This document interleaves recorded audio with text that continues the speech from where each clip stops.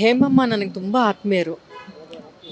ಒಂದು ಲೆಕ್ಕದಲ್ಲಿ ಚಿತ್ರರಂಗದಲ್ಲಿರುವಂಥ ಎಲ್ಲ ಹಿರಿಯರು ನಮಗೆ ಆತ್ಮೀಯರೇ. ಭೇಟಿ ಮಾಡಿರ್ತೀವಿ, ಜೊತೇಲಿ ಕೆಲಸ ಮಾಡಿರ್ತೀವಿ. ಅವ್ರಿಗೆ ಹುಷಾರಿಲ್ಲ ಅಂತ ಎಲ್ಲೋ ಸುದ್ದಿ ಮುಟ್ಟಿದಾಗ ನಮ್ಮ ಕೈಲಿ ಅವ್ರು ನೋಡದೇ ಇರೋಕ್ಕಾಗಲ್ಲ.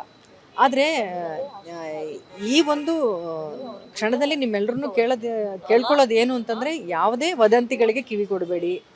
ಅವರು ಆರೋಗ್ಯವಾಗಿದ್ದಾರೆ. ಸರ್ಜರಿ ಆಗಿರೋದು ನಿಜ. ಸರ್ಜರಿ ಸಕ್ಸಸ್ಫುಲ್ ಆಗಿದೆ ಅನ್ನೋದೇ ನಮ್ಮೆಲ್ರಿಗೂ ತುಂಬಾ ಸಮಾಧಾನ ಹಾಗೂ ಖುಷಿಯಾಗಿರುವಂಥ ವಿಚಾರ. ಅಮ್ಮ ಚೆನ್ನಾಗಿದ್ದಾರೆ, ನಮ್ಮನ್ನು ರೆಕಗ್ನೈಸ್ ಮಾಡಿದ್ರು.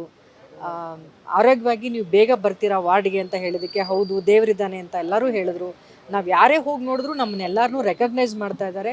ಅದು ಇಷ್ಟು ಬೇಗ ಅಮ್ಮ ರೆಕಗ್ನೈಸ್ ಮಾಡ್ತಾರೆ ಅಂತ ಅಂದ್ಕೊಂಡಿರಲಿಲ್ಲ. ಬಿಕಾಸ್ ಮಲಗಿರ್ತಾರೇನೋ ಸುಸ್ತಾಗಿರ್ತಾರೇನೋ ಅಂತ ಅಂದ್ಕೊಂಡ್ವಿ. ಆ್ಯಕ್ಟಿವ್ ಆಗಿದ್ದಾರೆ, ನಮ್ಮನ್ನೆಲ್ಲರೂ ನೋಡ್ತಾ ಇದ್ರು.